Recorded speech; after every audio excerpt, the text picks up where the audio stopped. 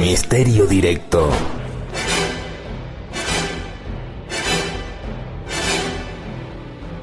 Siento mucho haber asustado a la dama, señor. No ha sido intencionado. Oiga, ¿por qué no se ha dejado ver hasta ahora? Estaba descargando sus maletas. Espero que las habitaciones sean de su agrado. La hospitalidad de mi amo es famosa. Pero si están preparados, les voy a servir la cena.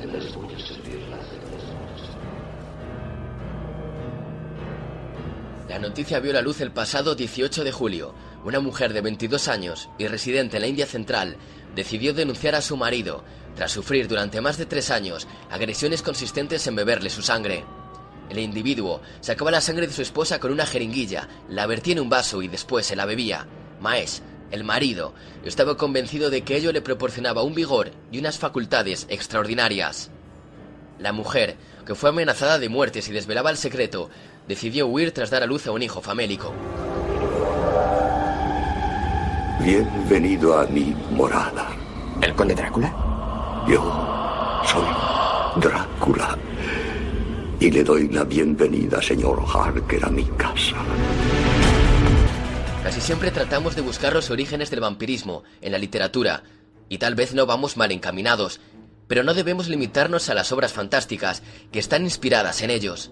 Los egipcios, los chinos, los babilonios, los griegos o los romanos, entre otras muchas civilizaciones, hablaban ya hace mucho tiempo de criaturas y monstruos que se alimentaban de sangre, los no muertos. Misterio directo.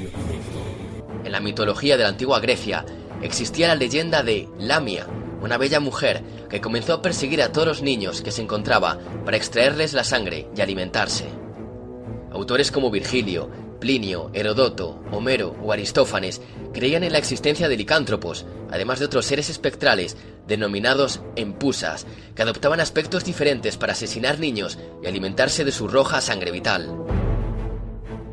Bueno, Glow, ¿no cenará su señor con nosotros? No, señor. Me temo que no. ¿Está indispuesto? Está muerto. Ciertamente. Mi señor está muerto. Pero dejó instrucciones de que el castillo estuviera siempre a punto para recibir huéspedes. Todo esto, sin olvidar que, según algunas interpretaciones del Antiguo Testamento, el primer vampiro de la historia fue Caín, ya que después de matar a su hermano Abel, renegó de Dios y fue condenado a vagar el resto de sus días, oculto en las tinieblas, lejos de la luz del sol, alimentándose de cenizas y de sangre. La sangre, desde siempre, ha sido y es centro de nuestra vida. Ella es base de todas las religiones, desde las más ancestrales, donde el corazón del difunto es cocinado y consumido por su ser más amado, hasta el cristianismo, donde sangre y cáliz, vino y sangre, se transfiguran y ofrecen vida eterna. Te doy la vida eterna,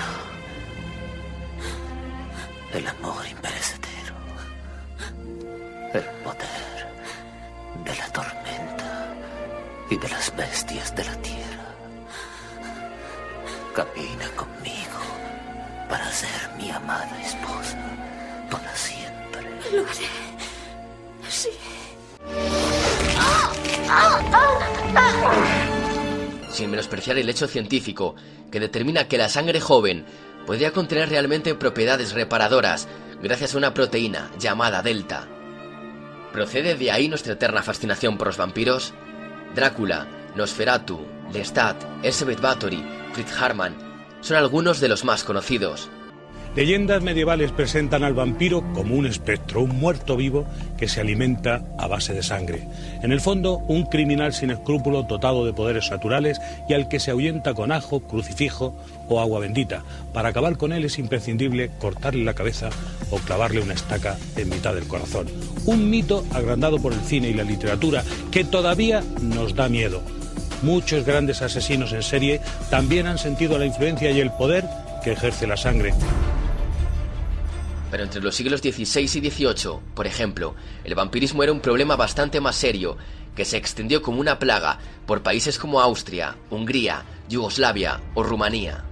De este hecho se pueden encontrar multitud de fuentes y testimonios de la época de todo tipo de personalidades, e incluso de pequeñas aldeas enteras aterrorizadas por los ataques de los vampiros. desde el caballero Gil de Reis, antiguo compañero de armas de Juana de Arco, que buscando el secreto de la piedra filosofal torturó y dio muerte a unos 300 niños, hasta la ya conocida condesa Erzsébet Báthory, que supuestamente bebía la sangre de sus doncellas para mantenerse joven. El vampirismo se propagó como una pestilencia a través de Eslavia y Valaquia, causando numerosas muertes y trastornando todo el país con el temor a los misteriosos visitantes contra los cuales nadie podía sentirse seguro. Si hubo alguna vez en el mundo un hecho garantizado y probado, es el de los vampiros. No falta nada. Informes oficiales, testimonios de personas de alta categoría, de cirujanos, de religiosos y de jueces. Las pruebas judiciales son abrumadoras e irrefutables. En ese caso, ¿dónde se encuentran los vampiros en nuestros días? Es en nuestra sociedad actual, en la que parece que las leyendas del pasado son meras fábulas, y donde cualquier cosa es manipulable, los vampiros viven y campan a sus anchas entre nosotros, pasando desapercibidos, como si nunca hubieran sido más que simples personajes de cuento de miedo. Yo soy Drácula y le doy la bienvenida, señor Harker, a mi casa. Y para hablarnos del apasionante y a la vez terrorífico mundo del vampirismo, nos visita un verdadero experto en la materia, Francisco Javier Arries. Es licenciado en Ciencias Físicas por la Universidad Complutense de Madrid, especialista en la física de la Tierra y del cosmos. Colabora esporádicamente como articulista en revistas especializadas como Año Cero o Más Allá de la Ciencia, y ha publicado además en publicaciones ya desaparecidas como Nueva Dimensión, Espacio Humano, etc. Entre ellos destacan los dedicados a los misterios de la historia, de la ciencia y la naturaleza, antropología, seres mitológicos y legendarios y magia y brujería. También lo conocemos por su colaboración en diferentes programas de radio, tanto como invitado, así como asesor científico, documentalista, guionista y esporádicamente como productor y locutor. Entre sus obras literarias y ensayos destacan El extraño poder de los ahogadores, 1984, Ataque y defensa psíquicos, 1984, Chamanes, los amos del fuego y Vampiros, bestiario de ultratumba, 2007. Hoy, en Misterio Directo, hablamos de vampiros con Javier Arries. Misterio Directo. Pues es también un honor tener con nosotros a Javier Arries. Muy buenas noches, Javier. Buenas noches y bueno, el honor es mío también de poder compartir unos minutos de radio con vosotros, por supuesto. Para nosotros una congratulación el poderte tener porque eres de los expertos en estos temas, en el tema tanto de licántropos, de vampirismo de España. Te vimos hace poco en Cuarto Milenio, ¿no me equivoco? Uh-huh. Sí, hablábamos sobre un tema, sobre un caso además reciente, que era el de Marotino de Sus, una localidad en Rumanía, ¿no? Donde la creencia sigue viva por toda, no solamente en ese pueblo, sino en toda la región, y pues comentábamos lo que había ocurrido allí hace no muchos años, en los que la policía se encuentra con que es una creencia muy arraigada y todavía se sigue matando vampiros, o que la gente piensa que hay algunos de sus difuntos son vampiros y van a por ellos como en las películas, como quien dice, a estacarlos y a quemarlos o a evitar que salgan de su tumba. En ese caso en concreto se hablaba de, bueno, se desenterró un cuerpo, ¿no? Sí, efectivamente, pues se desenterró un cuerpo que era el de un hombre, un anciano, Toma Petrica era su nombre, y bueno, pues en vida había sido una persona querida en el pueblo, pero allá por el 2004 murió de cáncer y los familiares empezaron a quejarse de que les visitaba, de que les rondaba especialmente en sueños. Había algunos incluso que afirmaban haberle visto de verdad rondando por la casa y los campos, y sobre todo se quejaba pues su propia hija, ¿no? La hija de este hombre decía que le visitaba en sueños y que pues prácticamente iba por ellos, a por ella, a por su marido, su hijo y la mujer de su hijo, que eran los que vivían en la casa familiar. Y bueno, pues tratando de envalentonarse, el marido de esta mujer y otros familiares pues se decidieron, después de tomar una buena cantidad de licor para animarse, se decidieron ir al cementerio a dar muerte definitiva a lo que ellos pensaban que era un vampiro, Petra, que pensaban que realmente salía de su tumba pues para llevárselos a ellos, ¿no? Bueno, fue un caso bastante sonado en toda Rumanía, e incluso fuera en el extranjero. Pues muchos periódicos se hicieron eco, ¿no?, de la noticia, que bueno, pues quedaba un poco a la luz este hecho de que la creencia en vampiros sigue en Rumanía muy viva, no solamente en Rumanía, sino en otros tantos estados europeos, del este europeo, sobre todo en los campos, claro, evidentemente, pues es una creencia muy arraigada. Hemos comentado, coincidiendo con lo que tú comentas, que en la India ha ocurrido recientemente, el 18 de agosto, un caso extraño. Un marido que se dedica a sacarle con una jeringuilla la sangre a la mujer, a beberla para obtener unos poderes extraordinarios o quizá una energía vital, ¿no? Cierto, y además no es un hecho aislado, no es un caso aislado, es decir, hay gente prácticamente en todo el planeta, encontramos noticias parecidas en diferentes años, algunos muy cercanos a nosotros, es decir, que no son noticias de hace mucho tiempo o viejas supersticiones, hay gente que realmente piensa que la sangre contiene ese hálito vital que nos da vida, y piensa que tomándola en vida ellos van a asimilar esa fuerza, se van a sentir mejores, y en algunos casos pues piensan que realmente les va a dar poderes incluso psíquicos en algunos casos.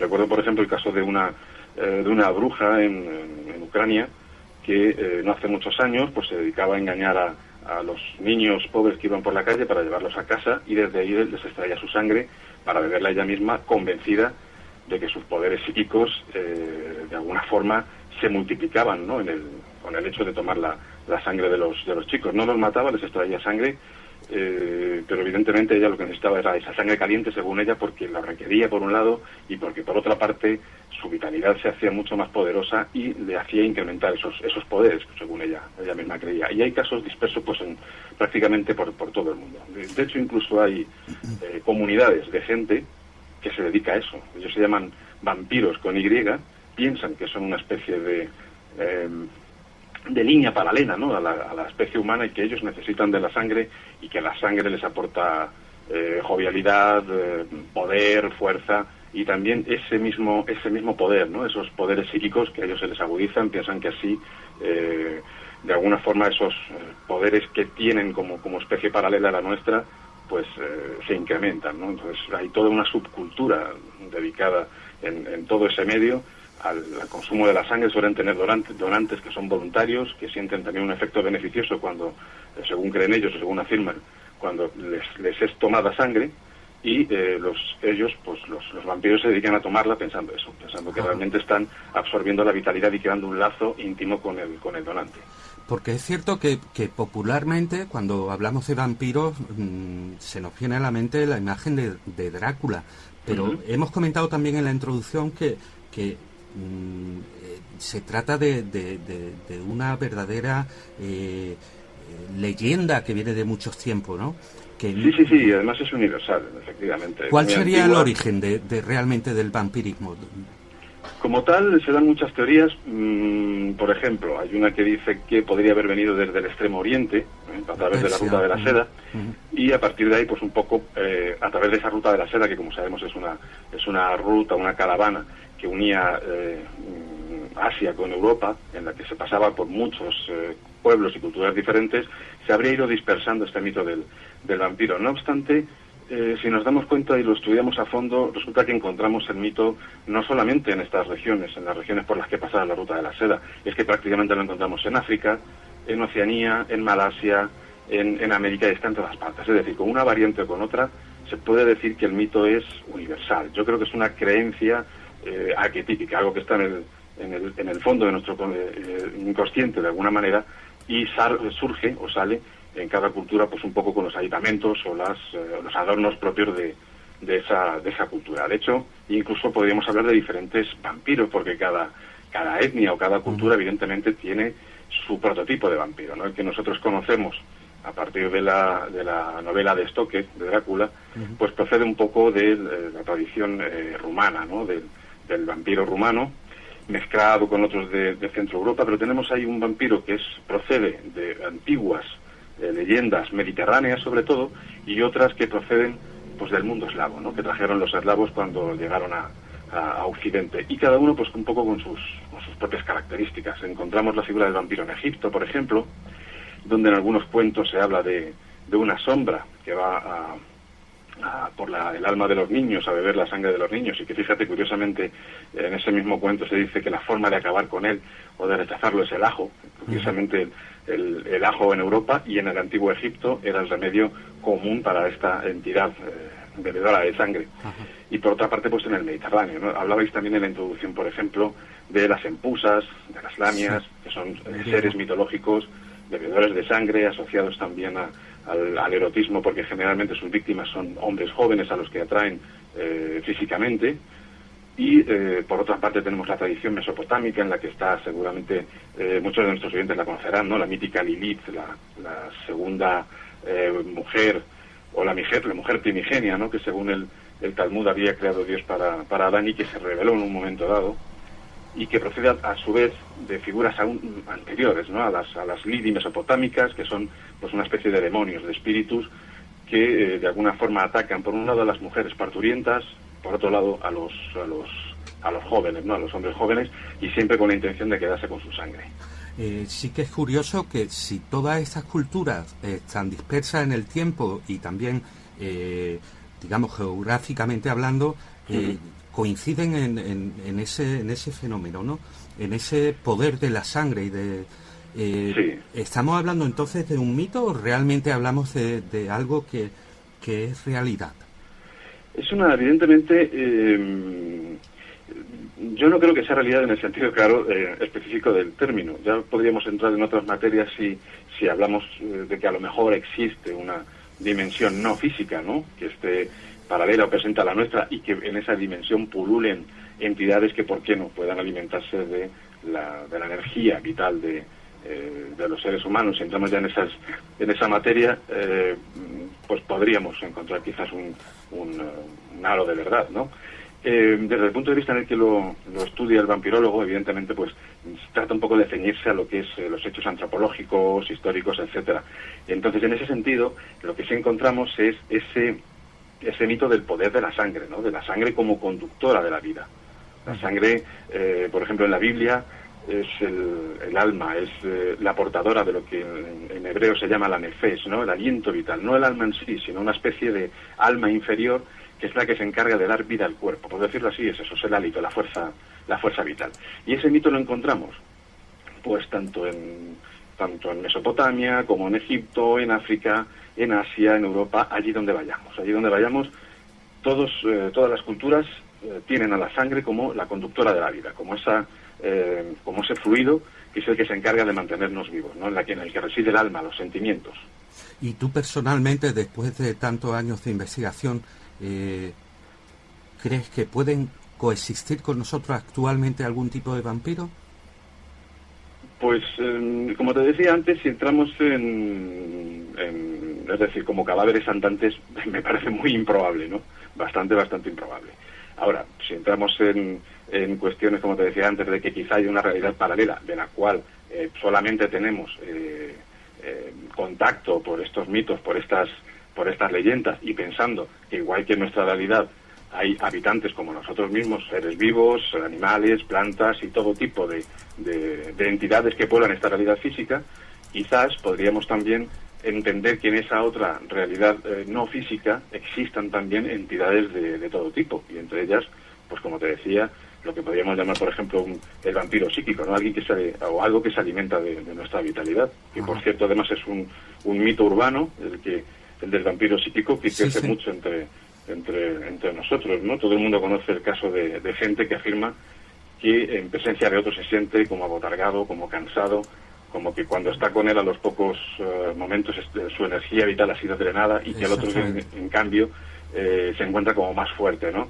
Ese mito, por ejemplo, es una nueva mutación del vampiro que tenemos nosotros en las ciudades, ha ido prosperando a partir de escritos de ocultistas como Dion Fortune, que lo trata mucho en alguno de sus libros. Hay vampiros para todos los gustos.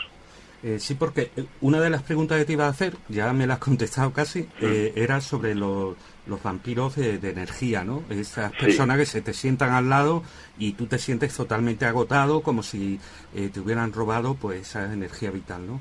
Esa es una experiencia, sí, muy común. Perdona que te interrumpa. Continúa, sí. Continúa. No, comenta tú, por favor. Sí, pues eso lo conocemos todos, ¿no? Yo creo que prácticamente raro es el caso de alguien que no le han contado eso. En presencia de fulanito, pues me siento cansado, y esa idea, ese mito del vampiro energético, del vampiro que te vivo, ¿no? Por decirlo de alguna manera, que te drena la energía, pues es un poco bien conocida, sobre todo en las ciudades. En las zonas rurales lo que tenemos es el vampiro de toda la vida, ¿no? El vampiro que es presentado como un difunto que vuelve al alimentarse de la sangre de los vivos. Pero fíjate que el vampiro psíquico incluso se ha introducido, por decirlo así, en algunas sociedades ocultistas, ¿no? Convirtiéndose en un objeto o una persona que realmente cree que tiene esa facultad. En tiempos de Dion Fortune, que fue un poco la que dio a conocer el tema del vampirismo psíquico, el vampiro psíquico siempre era alguien con una especie de agujero emocional, ¿no? Que tenía que tapar, ¿cómo? Pues absorbiendo la vitalidad de los otros para tener él lo que naturalmente él no poseía. Y sin embargo ahora nos encontramos en algunos círculos, sobre todo en esos círculos de vampiros como con Y, como te comentaba antes, en esa subcultura del vampirismo, ¿no? En la que hay dispersa por todo el planeta y por todas nuestras grandes ciudades clubs de gente que piensa que son auténticos vampiros. Están por un lado los vampiros bebedores de sangre, como te comentaba, esos que buscan un donante. El donante se ofrece a ellos, es decir, no lo secuestran, o como hablábamos en el caso de esta bruja ucraniana que te mencionaba, o en el caso de este hombre hindú, ¿no? que obligaba a su mujer a darle la sangre. Son auténticas comunidades de vampiros, entre comillas, y donantes que de alguna forma llegan a ese acuerdo.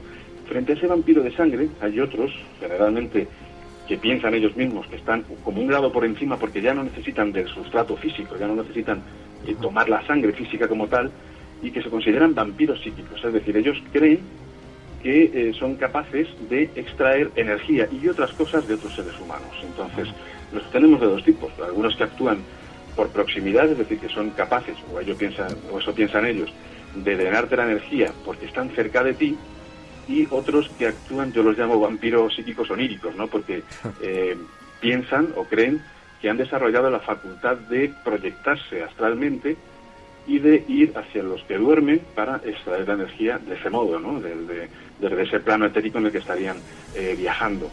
Esta gente, pues curiosamente, incluso practica técnicas para poder desarrollar esas supuestas facultades. Algunos de ellos incluso creen que es benévolo, es decir, creen que incluso pueden sanar con su vampirismo psíquico. Hay vampiros psíquicos en Estados Unidos, hay una gran comunidad de ellos que piensan que gracias a su poder de extraer energía son capaces también de sanar. Y hay, por ejemplo, un libro entre ellos, una obra entre ellos, escrita también por una persona que se considera también del mismo tipo que ellos, que es el Vampire Codex, que es un libro en el que se enseña a los vampiros psíquicos un poco a entrenar ese poder, ¿no? que ellos creen, ese don que ellos creen tener.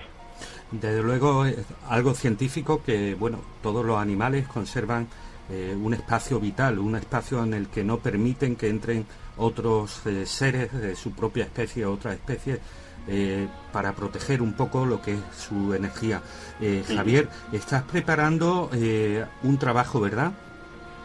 Sí, ando ahí trabajando en un tema que además tiene bastante que ver con el vampirismo, porque de alguna forma son paralelos, aunque mucha gente piense que es una relación que ha traído el cómic o el cine, y es el de la licantropía, ¿no? El de los hombres lobo. Y sin embargo, fíjate que están muy unidos en muchas regiones de Europa. Se piensa que el hombre lobo al morir se convierte en vampiro, y en otros casos incluso hasta la misma palabra es la que designa a uno y a otro, ¿no? En algunas regiones, por ejemplo, se le llama burdalak, y lo mismo designa al vampiro que al hombre lobo. Es decir, es una palabra común para los dos, y de alguna forma se piensa que ambos están relacionados. En algunos casos, por ejemplo, en Rumanía, se piensa que algunos hombres lobos son strigoi vivos, brujos vivos que son capaces de transformarse, y que luego cuando mueren se convierten en estoy muerto, vampiros, ¿no? Que se levantan de su tumba para absorber la sangre de los vivos. Dos personajes mitológicos cruciales un poco en la mitología europea que parecen distantes entre sí, que sin embargo cuando investigas un poco resultan estar bastante más emparentados de lo que puede parecer. Qué interesante, estaremos pendientes a ese libro que tienes en proyecto.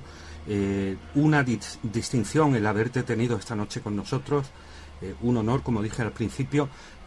Queda mucho por hablar sobre el mundo del vampirismo, los licántropos, etcétera, y te estamos muy agradecidos desde Radio Denex, desde Misterio Directo, por haber compartido estos minutos con nosotros. Agradecido yo y sobre todo pues por darme la oportunidad de pasar estos momentos de radio que son siempre pues momentos de magia, ¿no? La radio tiene ese encanto especial. Gracias por invitarme, cuando queráis.